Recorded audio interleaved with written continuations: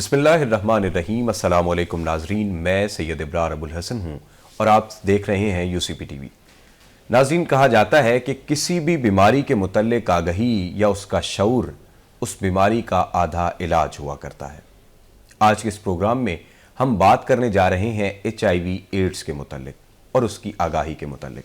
रवां बरस रिपोर्ट होने वाले 9,700 केसेस में से 13% खवातीन की तादाद और 3% बच्चों की तादाद एक बहुत बड़ा अलमिया है। आज हम बात करेंगे कि इस पर किस तरह से ओवरकम किया जा सकता है और इसमें हम किस तरह से बेहतरी ला सकते हैं। इसी पर बात करने के लिए हमें आज जिस शख्सियत ने ज्वाइन किया है, आपका 35 साल वसी तजर्बा है महकमा सेहत और हॉस्पिटल मैनेजमेंट में। आप म्यू अस्पताल और जनरल अस्पताल में बतौर मेडिकल सुपरिटेंडेंट के तौर पर अपने फ़राइज़ भी सर अंजाम दे चुके हैं। मेरी मुराद जनाब doctor Zafar Ikram. Sir, thank you so much for joining us. आपकी आमद का बहुत बहुत शुक्रिया। ये तो वो मुख्तसर तारुफ था जो मैंने नाज़रीन के सामने रखा, लेकिन मैं चाहूँगा कि आप भी अपना तारुफ, जिसमें आपने पब्लिक सेक्टर में भी, हेल्थ सेक्टर में भी अपने फ़राइज़ सर अंजाम दिए, वो भी नाज़रीन के सामने रखें। बहुत बहुत शुक्रिया इब्रार भाई, आपने मुझे दावत दी है इस इम्पोर्टेंट टॉपिक पे बात करने के लिए। पब्लिक हेल्थ में मैंने जिस तरह आपने बताया कि हॉस्पिटल मैनेजमेंट का मुझे 12 साल का तजर्बा है और पब्लिक हेल्थ में भी मैं 2 ज़िलों में as executive district officer health रहा। उसके बाद एक बहुत अहम प्रोग्राम है जिसको पहले हम शुरू में माँ बच्चे की सेहत कहा जाता था, अब वो इंटीग्रेट हो गया है। उसमें LHW प्रोग्राम भी शामिल हो गया है, न्यूट्रिशन प्रोग्राम भी शामिल हो गया है। उसको भी मैंने पंजाब को हेड किया है, तकरीबन 4 साल मैंने हेड किया था। और उसके बाद फिर मैं डायरेक्टर जनरल हेल्थ भी रहा पंजाब का। और उसके बाद फिर आफ्टर दिस जॉब जो मैंने ख़त्म मेरी हो गई रिटायरमेंट के बाद, मैंने काफ़ी NGOs में भी काम किया जो फैमिली प्लानिंग्स के मॉडलिटीज़ के साथ भी काम थी और रिप्रोडक्टिव हेल्थ पे भी काम करती थी। तो HIV एड्स चूँकि उससे लिंक्ड है तो मेरा उसमें काफ़ी तजर्बा है। ज़बरदस्त सर। चूँकि एड्स के मुतालिक आपका जो एरिया ऑफ इंटरेस्ट है और आपकी जो एक्सपर्टीज़ है वो एड्स में है, सबसे पहले तो सर एक बात कही जाती है, HIV एड्स के मुतालिक बात बहुत सुनी जाती है, कही भी जाती है, इस पर प्रोग्राम्स भी होते हैं, लेकिन बाज़ औक़ात इसे डिस्कस करते हुए भी लोग घबराते हैं कि शायद ये पता नहीं कुछ इस तरह की बात है कि हमें डिस्कस नहीं करनी चाहिए। तो मैं चाहूँगा कि इस पर एक तफसीली बात हो जाए कि HIV एड्स बेसिकली है क्या। जी, ये बहुत अहम है, पहले हमें इसे क्लियर करना चाहिए क्योंकि ये टर्मिनोलॉजी ज़ाहिर बात है कि अंग्रेज़ी में से और मेडिकल टर्मिनोलॉजी है। HIV जो है ना, ये स्टैंड करता है human, H is for human, I is for immuno deficiency और V जो है वो वायरस है। अब human immuno deficiency, immune system जो है इंसान के जिस्म में अल्लाह ताला ने ऐसा निज़ाम पैदा किया है कि जो बाहर की कुव्वतें हैं, और बाहर की कुव्वतों से मुराद बैक्टीरिया है, वायरसेस वगैरह है, वो जो इंसान के ऊपर हमलावर होते हैं बीमारियां करने के लिए, उसके ख़िलाफ़ उसके दिफा के लिए एक इंसान की बॉडी में एक इम्यून सिस्टम है। और ये तीसरी बात ये है कि ये एक वायरल बीमारी है। ठीक, ये समझनी चाहिए मैं बात की।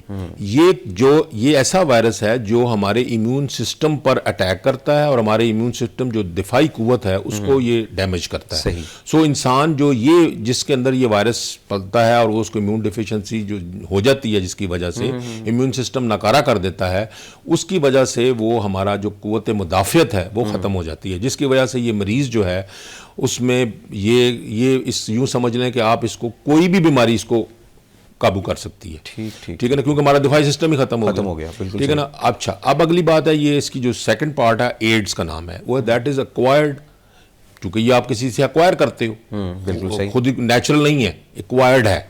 किसी HIV के पेशेंट्स के साथ जब इंटरेक्शन होता है आपका तो उससे आप एक्वायर करते हो बीमारी। इम्यूनो डेफिशिएंसी वही चीज़ है, इम्यून डेफिशिएंसी सिंड्रोम जो है वो हम मेडिकल में इस्तेमाल करते हैं ऐसी जिसमें मुख्तलिफ किस्म के सिम्टम्स इकट्ठे हो जाते हैं, जिसमें आपको बार बार अपर रेस्पिरेटरी ट्रैक्ट इन्फेक्शन यानी छींके, नज़ला, ज़ुकाम भी हो सकता है, आपको बुखार भी हो सकता है, आपका वज़न कम हो सकता है, मल्टीपल सिस्टम्स इन्वॉल्व हो जाते हैं। जब मल्टीपल सिस्टम्स इन्वॉल्व हो सकते हैं, आपको पतले पखाने भी आ सकते हैं, ठीक है ना, आपके गुर्दे भी फेल हो सकते हैं, आपका रेस्पिरेटरी सिस्टम भी फेल हो सकता है, निज़ाम तनफ़्फ़ुस जो है वो फेल हो सकता है। सो मल्टीपल सिस्टम्स इसमें इन्वॉल्व होते हैं, इसलिए इस बीमारी का नाम एड्स रखा गया है। ठीक है, तो ये तो इसकी मतलब एक ब्रीफ सी मैंने बताई कि ये इसकी ये है। अब सर एड्स का हम फैलाव भी देखते हैं, जिस तरह से आपने कहा कि जब HIV एक पेशेंट हो जाता है तो वो मज़ीद उससे मतलब हम ये कह सकते हैं वो मज़ीद ख़तरनाक है। अब उससे ये बीमारी मजीद फैल सकती है। तो इसमें अगर इस चीज़ को भी डिस्कस कर लिया जाए कि वो कौन से अवामिल हैं जिनके ज़रिए इसके फैलने का खदशा ज़्यादा होता है, तो वो कौन से ऐसे अवामिल होंगे? जी, इसकी जो सबसे बड़ी मतलब जिसमें पहले बात तो यह है कि आलमी अदारा सेहत ने इस HIV एड्स की बीमारी, जो एड्स की बीमारी है, इसको अपनी प्रायोरिटी लिस्ट में शामिल किया हुआ है। ठीक। जिसमें ये कि फ्यूचर में जिस तरह आप समझ सकते हैं कि 2-2.5 साल पहले हमारे मुल्क में कोविड आया या पैंडेमिक की फॉर्म में आया, सारी दुनिया के उसने अपनी लपेट में ले लिया। इससे पहले कोविड का नाम बड़ा कभी किसी ने सुना भी नहीं था। आप जनरल पब्लिक में जाएं, आप किसी बंदे से बात करें, सबको कोविड का नाम शुरू पता चल गया, कोरोना कोविड का पता चल गया। इसी तरह WHO जो है वो अब उसने 22 या 23 के करीब प्रायोरिटी लिस्ट बनाई है कि इनकी ऐसी बीमारियां जो अभी पाकिस्तान में, मिसाल के तौर पे हम यहाँ रह रहे हैं, इस मुल्क में हमने लोग के आम शहरियों ने कभी सुना भी नहीं है नाम, बिल्कुल वो किसी वक्त भी अगले सालों में वो यहाँ पे एपिडेमिक की फॉर्म में आ सकती है, और उसमें ये लिस्ट एड्स भी शामिल है। अब आपका सवाल है कि ये फैलती किस तरह है, ये क्या है? इसका फैलने का तरीका यही है कि जो भी एक HIV पॉजिटिव है बंदा, HIV पॉजिटिव से मुराद ये है कि अगर उसका आप ब्लड सैंपल लें तो वो ब्लड टेस्ट में पॉजिटिव आएगा। वो पॉजिटिव बंदा जो है वो एक सोर्स है जो कि किसी वो डिफरेंट वेज से फैला सकता है। सही। ठीक है जी। इसलिए वो एक बहुत एक किस्म का वो इसलिए हमारे लिए उसका जानना बड़ा ज़रूरी है, क्योंकि वो शुरू में उसके पास कोई सिम्टम्स नहीं होते, बिल्कुल नॉर्मल होता है, उसकी सेहत बिल्कुल सही होती है, लेकिन हमें पता नहीं है। ठीक है ना जी। वो फैला सकता है ज़्यादातर, मेनली उसके फैलने के जो बेशुमार तरीके हैं उनमें सबसे टॉप पे जिनसी वाला है जिनसी तरीके से इस्तेमाल करना, उसमें प्रोटेक्ट सेफ, जिसको हम कहते हैं सेफ सेक्स ना होना। सेकंड है ब्लड के थ्रू, बड़ा इंपॉर्टेंट रूट जो है ब्लड है, जिसमें अगर आपने ब्लड हॉस्पिटल में आप दाखिल हुए हैं किसी बीमारी की वजह से, आपको ब्लड लगना है, और अगर वो उसको HIV टेस्ट स्क्रीनिंग नहीं हुई भी, और वो अगर आपको इत्तफाकी तौर पे HIV पॉजिटिव पेशेंट का ब्लड लग गया तो आपको HIV हो जाएगी। ठीक है। उसके बाद ब्लड से रिलेटेड ही और जो वजूहात है, आप मिसाल के तौर के ऊपर आप बार्बर शॉप पे जाते हैं, आपने कभी नोट नहीं किया, बार्बर शॉप में अगर वो जो स्त्रियाँ अगर स्टरलाइज ना करे और वो मल्टीपल यूजर्स पे वो इस्तेमाल करता है सुबह से लेकर शाम तक, वो अगर HIV एड्स में किया और अगर उसका करते हुए उसको कोई ब्लीड कर गया, वो फैलना खून से है, तो ब्लीड कर गया और वही उसने इंस्ट्रूमेंट्स जो है वो इस्तेमाल किया किसी दूसरे बंदे, सेहतमंद बंदे से, तो भी HIV हो सकता है। फिर आप ये देख सकते हैं, मिसाल के तौर पे बच्चों में आप जाके ये कान छिदवाते हैं, नाक छिदवाती हैं करने के लिए, इस प्रोसेस सिंपल प्रोसेस है, लेकिन अगर आपके उसके इंस्ट्रूमेंट स्टरलाइज नहीं है तो भी ये एड्स फैल सकता है। सर यहाँ एक चीज़ मैं कथा कलामी की माजरत चाहूँगा, आपने एड्स का कहा, HIV पॉजिटिव होने के बाद जो एड्स का दौरानिया है ये अमूमन कितना हो सकता है? यानी इनिशियल स्टेज तो HIV है, तो एड्स में कन्वर्ट होने के लिए क्या कोई दौरानिया होता है, या पता चल जाएगा कि इतने दिनों बाद ये बाकायदा एड्स की शक्ल इख्तियार कर लेंगे? हाँ, मैं बताता हूँ उसको। अभी उस जो मैंने आपसे जिक्र किया पहले इनिशियली, उसमें एक और चीज़ मिस हो गई हुई है, जो वो ये है कि बाज़ का हमारे पाकिस्तान में तो ज़रा इतना कॉमन नहीं है, लेकिन फॉरेन कंट्रीज़ में आपने देखा होगा टैटूइंग कराते हैं स्किन के ऊपर, ये भी इसके भी हो सकते हैं। ठीक है ना। तो ये डिफरेंट वेज हैं स्प्रेड होने के। ठीक है। अब आपका जो क्वेश्चन है, इनिशियली हर जो कोई भी मरज हो इंक्लूडिंग HIV एड्स, उसमें शुरू में ये होता है कि वो जरासीम जो है इंसान के जिस्म के अंदर एंटर होता है। ठीक है। दाखिल हुआ, किसी रूट से भी हुआ, चाहे वो किसी रूट से हुआ, खांसी से हुआ, सांस के रास्ते हुआ, या ब्लड के रास्ते हुआ, या किसी रास्ते से भी हो सकता है। किसी जिस तरह आप मच्छर काटता है तो मच्छर अपना वो जो जरासीम है वो एंटर करता है। बिल्कुल सही। बॉडी में जब एंटर होता है, उससे लेके मरज के अपीयर होने तक, जब मरीज को कोई सिम्टम्स नहीं होते, कोई अलामात ही नहीं है, बिल्कुल सही, तो वो इस पीरियड को हम कहते हैं टेक्निकल तौर के ऊपर कि ये इंक्यूबेशन पीरियड है। इंक्यूबेशन। ठीक है। अब वो इंक्यूबेशन पीरियड जो है वो कई बीमारी का बहुत छोटा होता है। ठीक है। मिसाल के तौर के ऊपर आप किसी होटल में खाना खाने गए हैं, वहां से आपको इन्फेक्शन हो गई, हो सकता है 2 घंटे बाद ही आपको उल्टी और क्या आना शुरू हो, उल्टी भी आनी शुरू हो जाए, आपको पतले पखाने भी शुरू हो जाए, गैस्ट्रोएंटेराइटिस हो जाए आपको। लेकिन कई में बहुत लंबा भी होता है। HIV एड्स में मोस्टली ये 6 माह शॉर्टेस्ट 6 माह पीरियड है, लेकिन ज़्यादा से ज़्यादा 10 साल भी हो सकते हैं। सो यहाँ पे इस बीमारी में खसूसी तौर पे जो इम्पॉर्टेंट चीज़ है समझने की, वो ये है कि इसका इंक्यूबेशन पीरियड चूंकि बहुत लंबा है, आपको HIV का पॉजिटिव पेशेंट जो है, जो आम उसको कोई सिम्टम्स नहीं है, वो पूरी अवाम में घुल मिल के चल रहा फिर रहा है, और वो अपने से किसी दूसरे को ट्रांसमिट कर सकता है। ये सबसे ज़्यादा इसमें रिस्की अमल है, ठीक है ना। अब HIV उसके बाद जब अच्छा, अब नेचुरली स्क्रीनिंग का जो पार्ट है कि आप जानना चाहते हैं कि अवाम में कितने लोग ऐसे हैं जो पॉजिटिव हैं।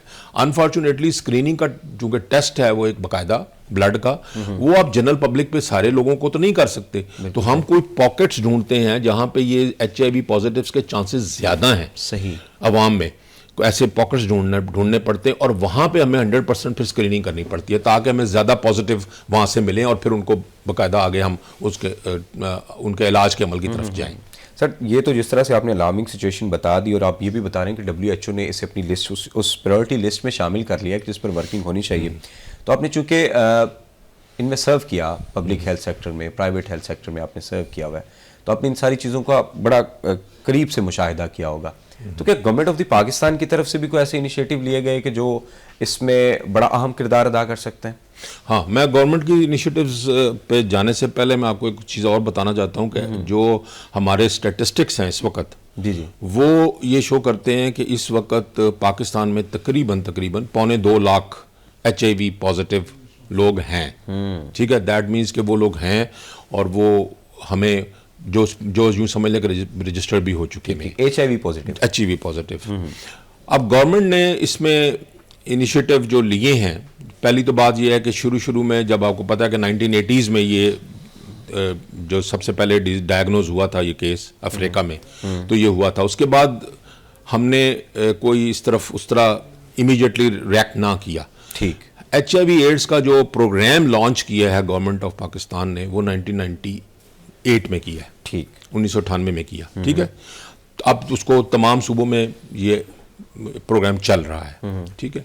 अब जैसे मैंने पहले ये बताया आपको कि हमें कुछ ना कुछ पॉकेट्स ढूंढने पड़ते हैं जहां पे हम इनको स्क्रीनिंग करेंगे, ताकि हमें पता चले कि HIV पॉजिटिव कहाँ पे है। अब फिर अगला स्टेज ये है कि हमें उनमें से जाकर कहीं उनकी ट्रीटमेंट का भी सोचना है, ठीक है। उनको ट्रीटमेंट देनी, अगर पॉजिटिव को आपने तलाश तो कर लिया, लेकिन अगर आपने उनको ट्रीटमेंट ना की तो मसला तो हल नहीं होगा। बिल्कुल ऐसे। अब उसकी जो पॉकेट्स हैं, वो जिस तरह मैं बताना चाहता था वो ये था कि मिसाल के तौर पर जिनमें बहुत फ्रीक्वेंट ट्रैवलिंग इन्वॉल्व होती है, सही, लाइक जिस तरह ड्राइवर्स हैं, ये कुछ इस तरह प्रोफेशंस हैं जो ज़्यादा रिस्की हैं, जिनमें एक तो ड्राइवर्स हैं, ठीक है। दूसरा, जिस तरह आपको पता है कि हमारे 90s से भी, बल्कि उससे भी पहले से काफ़ी लोग यहाँ से माइग्रेट करते हैं जॉब्स लेने के लिए, आमदन को इम्प्रूव करने के लिए मिडिल ईस्ट में चले गए, फैमिलीज पीछे, बेगमात उनकी पीछे हैं, वो बाहर कमाने गए हुए हैं, सो वो एक गैप आ गया, ठीक है ना जी। तो उससे ये फिर सेक्स का अमल जो है वो आउटसाइड भी होता होगा, तो ये बुराइयां माशरे में पैदा हुई हैं, जिसकी वजह से फिर ये एक सोर्स है। सही। दूसरे नंबर पे जेल में जो कैदी हैं, they are again a very big source, ठीक है ना जी। बिल्कुल ऐसे। फिर आपके यहाँ पे एक बहुत बड़ी जो एक हमारी बदकिस्मती कह लें उसको, माशरे में जो बुराई पैदा हुई है, वो इंजेक्शन ड्रग यूज़र्स हैं। हाँ, वो और ये बदकिस्मती कह लें कि आपको यूथ जो है वो इसमें बहुत ज़्यादा इन्वॉल्व है। ये ऐसे जो इंजेक्शंस हैं, जो इंजेक्शन फ्रीक्वेंट लगाते हैं, ये इसी वजह से होता है कि आप सेफ ट्रैक। फिर इसमें एक और जो अहम बात है वो ये है कि एक वो हैं जो नशेई हैं, दूसरे जो हमारे यहाँ पे आपको पता है कि अनक्वालिफाइड लोग जो प्रैक्टिस करते हैं, अताई जिनको हम कहते हैं नाम में, और वो जो प्रॉपर उसकी सफाई का जो ज़रूरियात होती है उसको यूज़ नहीं करते, डिस्पोजेबल सिरिंजेस हैं, वो एक ही सिरिंज है, वो बार बार यूज़ की जाती है, तो उनके साथ भी ये HIV एड्स जो है फैलने का इम्कान होता है। ठीक। फिर हमारे अस्पतालों में, प्राइवेट क्लिनिक्स में, ये जिसके मैंने जिक्र किया, जहाँ पे सेफ इंजेक्शंस जो हैं लगाना, यानी एक इंजेक्शन अगर किसी मरीज को ज़रूरत है, पहली बात तो यह है कि इंजेक्शन सिर्फ उस मरीज को लगाया जाए जिसको ज़रूरत हो, बगैर ज़रूरत के इंजेक्शन ही ना लगाया जाए। जैसे हमारे कल्चर हो गया कि जो हमारे ताई हैं ये भी, और इवन उसमें मैं ये नहीं कहता, उसमें क्वालिफाइड MBBS डॉक्टर्स जो प्रैक्टिस करते हैं वो भी इन्वॉल्व हैं, अपना मल्टीपल इंजेक्शन लगाने शुरू कर दिए, कुछ टॉनिक के तौर के ऊपर विटामिन के इंजेक्शन लगा रहे हैं। तो इंजेक्शन सिर्फ उसको लगाया जाए जिसको ज़रूरत हो, ठीक। बगैर ज़रूरत ना इंजेक्शन लगाया जाए, just to be on the safer side. फिर यह है कि आपने डिस्पोजेबल सिरिंज जो इस्तेमाल किया उसको आपने डिस्ट्रॉय करना है। बिल्कुल सही। अब आगे से ये है, देखें कि डिस्ट्रॉय जो हो रहा है, जो क्लिनिक से में ये सारा हैजर्डस वेस्ट इकट्ठा हो रहा है, जिसको हम कह रहे हैं कि ये हैजर्डस वेस्ट है, जिससे ये किसी दूसरे को नुकसान दे सकता है, उससे इन्फेक्शन फैल सकती है, और HIV एड्स भी उनमें से ही है। तो ये उसमें जो क्लिनिक से इकट्ठा हो रहा है, जो हॉस्पिटल से इकट्ठा हो रहा है, हॉस्पिटल बहुत बड़ा सोर्स है, आपके इतने बड़े बड़े हॉस्पिटल्स हैं, वहाँ से जो हो रहा है, उनकी जब तक प्रॉपर डिस्पोजल नहीं होगी, उनको ख़त्म ना किया जाए, डिस्ट्रॉय ना किया जाए, टेक्निकली जो रिक्वायर्ड है, इंसिनरेटर्स होने चाहिए उसमें, उसके बगैर फिर वो रिसाइकल होते हैं। ठीक। तो हमारे ये आपने कई दफ़ा देखा होगा कि स्कैवेंजर्स हैं, वो उनको हमको स्कैवेंजर्स कहते हैं, बच्चे वो उसमें हज़ार्डस वेस्ट में कलेक्ट करते रहते हैं और ताकि रिसाइकल हो। तो वो भी एक अमल जो है वो इसके फैलने में, इस बीमारी के फैलने में एक बड़ा अहम रोल अदा करता है। तो गुजरात में एक उसको अब रिसेंट बड़ा कस्बा है जलालपुर जट्टा, वहाँ बहुत केसेस ठीक निकले थे पाकिस्तान में। फिर सरगोदा में भी, फैसलाबाद में भी ये इशू आया। सही। और फिर इस वन लाड़काना में बहुत केसेस निकले, यानी जो जितने भी बड़े शहर हैं ये पॉकेट्स होती हैं। अब इसमें आप कह सकते हैं कि कई दफ़ा हम इसको एसोसिएट किए, लिंक्स ये अब तलाश की जाए तो इसके ऊपर तो बस बेसिकली तो रिसर्च होनी चाहिए कि वो क्या कॉजेज़ हैं। अब कई तो मैं जिस तरह बताया कि यही है कि कुछ ऐसे इलाके हमारे जहाँ पे काफ़ी लोग जो हैं वो मिडल ईस्ट वगैरह में या UK या USA में गए हुए हैं और फैमिलीज उनकी पीछे से यहाँ पे हैं। फिर दूसरे ये जो आपके ऐसे देहात और कस्बे जो आपकी मेन रोड्स के ऊपर है जहाँ फ्रीक्वेंट ट्रैवलिंग होती है। फॉर एग्जांपल ये आपकी मियाँ वाली MM मोटरवे जिसको हम कहते हैं, ठीक मियाँ वाली टू मुल्तान जो मुजफ्फरगढ़ वगैरह साइड पर जाती है, इसके ऊपर ज़्यादा ट्रैवलर्स जाते हैं, ट्रक्स वगैरह, लोडर्स वगैरह, आपका सामान जो बिजनेस का सारा उसमें से होता है। उन एरियाज़ में भी ये इनके चांसेस ज़्यादा हैं। अब गवर्नमेंट की साइड से इन्होंने CCTV अपना कुछ काउंसलिंग के लिए सेक्शंस बनाए हुए कि इनकी मतवातर में काउंसलिंग की ज़रूरत होती है। फिर हमारे पास इस वक्त तकरीबन 16 डिस्ट्रिक्ट्स हैं पंजाब में, इट्स नॉट 36 बट 16 ज़िलों में ट्रीटमेंट सेंटर्स भी कायम किए गए हैं। वो डिपेंडिंग अपॉन कि कहीं पॉकेट्स में हमें जब ज़्यादा केसेस निकलते हैं तो फिर उस ज़िले में हम चाहते हैं कि फैसिलिटीज़ हो जाए। लेकिन आइडियली अभी इस वक्त 16 ज़िलों में है तो ideally should go to 36 district ताकि कवरेज जो है पूरी हो जाए।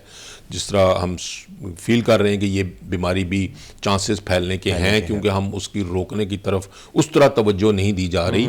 लेकिन अपना दूसरी तरफ इस प्रोग्राम के तहत अवेयरनेस क्रिएट करने के लिए भी कुछ मुहिम जारी है और इस तरह मतलब डिफरेंट NGOs भी सामने आ रही हैं, वो काम कर रही हैं। बिल्कुल सही। लेकिन अभी बहरहाल जितना होना चाहिए उतना नहीं, उस लेवल का काम नहीं हो रहा। सर, जिस तरह से आपने सहूलियात की बात की तो फिर दूसरी चीज़ ये आ जाती है, क्योंकि आपने दोनों में सर्व किया, पब्लिक और प्राइवेट सेक्टर में सहूलियात का कितना फ़र्क है? क्योंकि हम देखते हैं कि दो मुख्तलिफ तनाजुर बन जाते हैं ना इस तरह से कि हम, अब जिस तरह से आपने गुजरांवाला का नाम लिया, जिस तरह से आपने उन इलाका जात का नाम लिया कि जो मेन पर हैं, जहाँ पर इनके केसेस बहुत ज़्यादा आ रहे हैं, तो क्या उनको बराबर सहूलियात भी मिल रही हैं? और अगर मिल रही हैं तो फिर पब्लिक और प्राइवेट सेक्टर में कितना ये प्रॉब्लम होगा या कितना फ़र्क है सहूलियात के हवाले से? देखें, पहली बात तो ये है कि ये जिस तरह मेनली हम ये कह सकते हैं कि ये बीमारी जो है वो बेस करती है सोशो इकोनॉमिक फैक्टर्स के ऊपर भी। ठीक है। पब्लिक प्राइवेट सेक्टर जो हमारा है इस वक्त, वो इस वक्त जो हमारी इलाज वाली क्यूरेटिव साइड है उसमें तो बड़ा उसका अहम रोल है, लेकिन वो सारे का मेन पर्पस प्रॉफिट ओरिएंटेशन होता है ज़्यादातर। इट इज़ सोशल, उनका एलिमेंट इतना ज़्यादा नहीं उस तरफ उजागर हुआ हुआ। चूँकि इसकी ट्रीटमेंट भी काफ़ी कॉस्टली है, इसकी लैब टेस्ट वगैरह भी नहीं, तो गवर्नमेंट को ही इनिशिएटिव लेना पड़ेगा। प्राइवेट सेक्टर को आप सेंसिटाइज ज़रूर करें, प्राइवेट सेक्टर को सेंसिटाइज करने में कोई हर्ज नहीं है।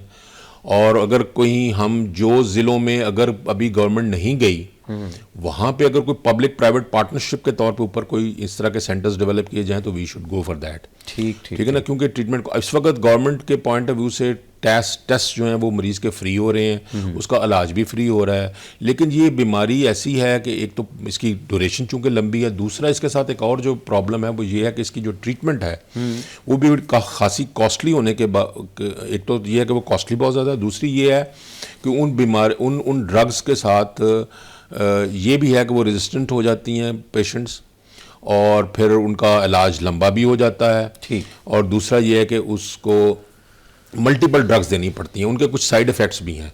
तो वो मरीज़ को मतवातर फॉलोअप की ज़रूरत है ताकि वो अपना क्योर, क्योंकि उससे साथ साथ हम उसको मॉनिटर कर रहे होते हैं कि इसमें वायरस ब्लड में कितना है। सही। क्योंकि जब वायरस उसका लेवल कम हो जाएगा तो फिर वो स्टेज आएगी जिसमें ऑल्दो वो पॉजिटिव था लेकिन अब वो इस स्टेज में आ गया इलाज के मतलब आप पूछ सकते हैं कि इलाज का क्या फ़ायदा होगा। इलाज जो उसको देना है हमने पॉजिटिव के बाद, वो ये फ़ायदा है कि एक तो हम उसकी क्वालिटी ऑफ लाइफ को इम्प्रूव कर रहे हैं, दूसरा ये है कि वो फिर किसी दूसरे को फैलाएगा नहीं। सही। ठीक है ना। ऑल्दो हम उसकी जो कल को जिसने एड्स में कन्वर्ट होगा, डिजीज होगा, उसको नहीं हम खत्म कर सकते। ठीक ठीक। अनफॉर्चुनेटली उसकी मोर्टेलिटी रेट जो है, डेथ है, वो भी मतलब बड़ी हाई है। सही। उसको नहीं हम रोक सकते, उसको डिले कर सकते हैं, उसकी क्वालिटी ऑफ लाइफ को इम्प्रूव कर सकते हैं। और तीसरा जो बड़ा इंपॉर्टेंट है कि वो किसी दूसरे को वो बीमारी नहीं फैलाएगा अगर जब उसका वायरस लोड कम हो जाता है बिकॉज ऑफ द डिजीज। लेकिन उसके लिए उस इलाज के दौरान उसको मॉरल सपोर्ट, उसकी साइकोलॉजिकल सपोर्ट, उसकी सोशल सपोर्ट, अगर वो फॉर एग्जांपल उसको सोशल इकोनॉमिक सपोर्ट की ज़रूरत है तो वो भी उसको देनी चाहिए, वो गवर्नमेंट को सपोर्ट चाहिए। तो इसलिए प्राइवेट सेक्टर्स में ऑफ कोर्स एनजीओज आ सकती हैं, फिलैंथ्रोपिस्ट आ सकते हैं, ठीक है ना जी, ये ज़रूर आ सकते हैं जिससे उसकी ट्रीटमेंट का जो पैटर्न जो इस वक्त हमारे पॉकेट्स में नहीं है वहाँ पे भी उनको कवर किया जा सकता है।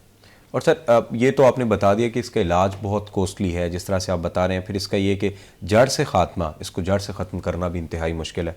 तो क्यों ना कुछ ऐसी एहतियाती तदाबीर बता दी जाएँ देखने वालों को भी कि इससे बचा किस तरह से जा सकता है, अपनी आप हिफाजत हम किस तरह से कर सकते हैं, कुछ एहतियाती तदाबीर इसके मुतालिक बता दें। ये मेरी अपनी पर्सनल बिलीफ है कि इसमें अगर हम चूँकि एक इस्लामी मुल्क में रह रहे हैं, हम मुसलमान हैं, हम कहते हैं कि हमारे पास मज़हब जो है वो बहुत आला है और बड़ा नेचर से करीब है, तो मेरा ख्याल है कि अगर हम उसी पे अमल करें और मतलब जो एक अज़वाजी सिलसिला, एक अज़वाजी होता है आपका, बाइंडिंग होती है, उसके ऊपर कमिटमेंट रखें। आपकी हदीस है कि सल्लल्लाहु अलैहि वसल्लम की कि निस्फ ईमान है जो सफाई है, तहारत है, उस पर अमल करें तो इससे काफ़ी हद तक बचा जा सकता है। ठीक है ना जी। इसलिए अभी तक हम कह सकते हैं ऑल्दो फिगर्स अलार्मिंग तो ज़रूर हैं कि इस्लामी ममालिक में इसीलिए इसका प्रेवलेंस उस तरह नहीं हुआ जिस तरह कोई ममालिक में हुआ है। ठीक ठीक ठीक। तो आई थिंक ये सबसे बड़ा ज़रूरी है, लेकिन उसके लिए एक शऊर जो है ना वो पैदा करना ज़रूरी है। आपने सर शऊर की बात की, सोसाइटी इसमें क्या रोल प्ले कर सकती है जिस तरह से आपने बताया, और स्पेशली स्टूडेंट कम्युनिटी, क्योंकि जो यूसीपी है, यूनिवर्सिटी ऑफ सेंट्रल पंजाब, हमेशा से इस प्लेटफॉर्म से हमेशा से ये कोशिश रही कि एक ऐसा मैसेज दिया जाए स्टूडेंट्स को, देखने वालों को, कि जिससे उनमें एक ना सिर्फ आगाही आ सके बल्कि वो प्रैक्टिकल फील्ड में भी अपना बेहतर दे सकें। तो स्टूडेंट्स सबसे पहले तो सोसाइटी, ये जो कम्युनिटी है, फिर स्पेशली स्टूडेंट अपनी कंट्रीब्यूशन किस तरह से दे सकते हैं? आया कि महज अवेयरनेस काफ़ी है या इस पर मज़ीद गुफ्तगू या इस पर मज़ीद बात करते हुए इसको मज़ीद परखना ज़्यादा बेहतर होगा? अच्छा, माशाल्लाह, ये आपका क्वेश्चन तो बहुत वसी है, तो लेकिन इसलिए मैं इसको किस तरह सम अप करता हूँ।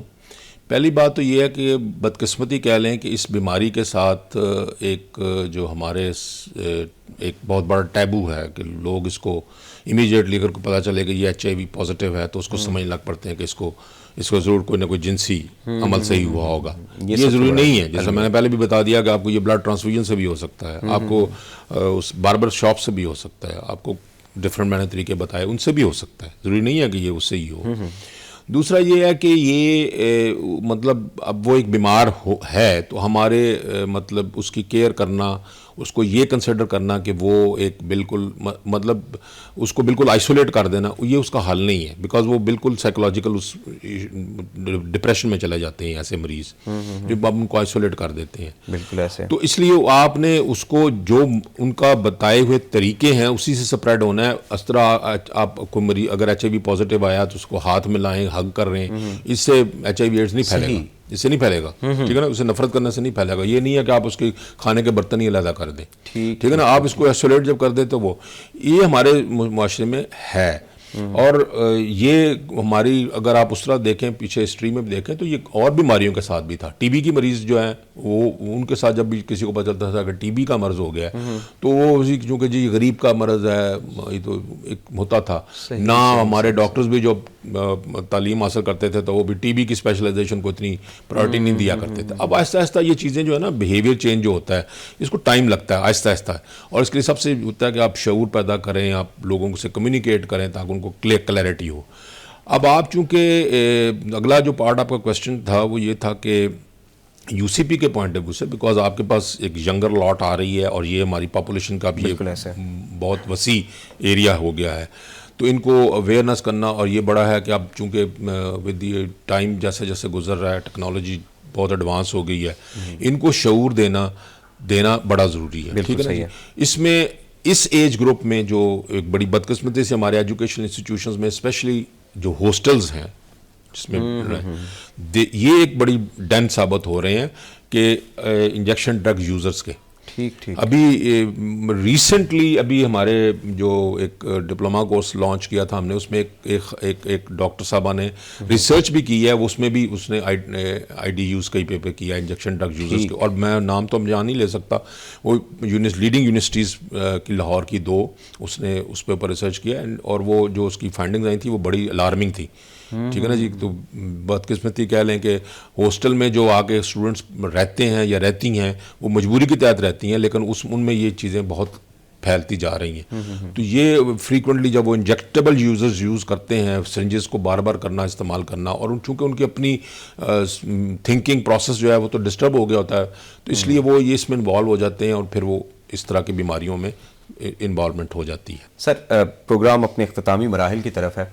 आखिर में ये चाहूँगा कि हेपेटाइटिस बी और सी जो दोनों की फैलाव है, जिस तरीके से हम देखते हैं कि दोनों फैल रहे हैं, उनका तवातर तकरीबन एक जैसा है, तो हेपेटाइटिस बी और सी को HIV एड्स से किस तरह से लिंक करेंगे आप? हाँ, ये दोनों बीमारियां भी इंसानी जान के लिए काफ़ी ख़तरनाक हैं, और पहले तो ये समझ लें पहले कि HIV एड्स जो है वो इस वक्त तकरीबन हमारी पॉपुलेशन में 0.5% के करीब प्रेवलेंस इसका है, लेकिन हेपेटाइटिस बी और सी का प्रेवलेंस तकरीबन 9-10% हो गया है। यानी हर 10वां इंसान जो है हमारे मुल्क में वो हेपेटाइटिस बी और सी का कैरियर है। ठीक है ना जी। इन दोनों बीमारियां, मैं हेपेटाइटिस को एक बीमारी गिन रहा हूँ, HIV एड्स को एक, बी और सी तो उसकी टाइप्स है ना आगे से। ये पहली बात, तो ये दोनों बीमारियां वायरल बीमारियां हैं और दोनों के मोड ऑफ स्प्रेड भी सेम है। ये एक तरीके से ही फैलता है, वो भी ब्लड से फैलता है, वो भी सेफ जिन्स जो अमल है उससे फैलता है। ठीक है ना जी। तो इसलिए अगर आप इन जो एहतियाती तदाबीर मैंने बताई हैं फॉर HIV एड्स, अगर उस पर अमल करते हो तो ना सिर्फ आप HIV एड्स से बच रहे हो, आप बी और सी से भी बच रहे हो। ठीक है ना। तो इसलिए वो बीमारी को भी हमें लाइटली नहीं लेना चाहिए, क्योंकि एक तो प्रेवलेंस बहुत ज़्यादा हाई है, उसकी भी कॉस्ट ऑफ ट्रीटमेंट काफ़ी महंगी होती जा रही है, और उससे मरीज़ मोस्टली जो है वो फिर लिवर फेलियर में चले जाते हैं, उनके जिगर काम करना बंद कर जाते हैं, और लेटर ऑन उनको जिगर का कैंसर भी हो सकता है। सो वो बीमारियां भी इतनी सिंपल नहीं है, लेकिन चूंकि दोनों बीमारियां, और जिस तरह मैंने शुरू में भी आपको ये भी बताया था कि HIV के एड्स का जो मरीज़ है वो किसी किस्म की बीमारी में भी उसको हो सकता है। TB के साथ बड़ी इसकी एसोसिएशन है। HIV एड्स जिसको होगा उसको TB भी काफ़ी हद तक 30-40% उसके चांसेस है कि उसको TB भी साथ होगी, क्योंकि आपकी कुव्वत मुदाफ़ियत जो है वो बॉडी की वो कमज़ोर हो पड़ रही है। बिल्कुल सही है, बिल्कुल सही है। डॉक्टर साहब, थैंक यू सो मच, आपने UCP TV के लिए अपना ख़ास वक्त दिया और हमारी रहनुमाई की। यकीनन मेरे साथ साथ देखने वालों के लिए भी बहुत सारी इसमें नई बातें होंगी। आपका बहुत बहुत शुक्रिया। नाज़रीन, नेल्सन मंडेला ने कहा था कि HIV एड्स महज एक डिज़ीज़ या एक बीमारी नहीं, बल्कि ये एक ह्यूमन राइट इशू है। इस पर बात होनी चाहिए, और बात इस वे में होनी चाहिए कि सब इससे अवेयर हों, सबको इससे आगाही हासिल हो, और जब कोई किसी बीमारी के मुतल्लिक आगाही या उसका शऊर हासिल कर लेता है तो बहुत हद तक उससे बच भी सकता है। इसी के साथ अपने मेज़बान सैयद इब्रार अबुल हसन को इजाज़त दीजिए। अल्लाह हाफ़िज़ व नासिर।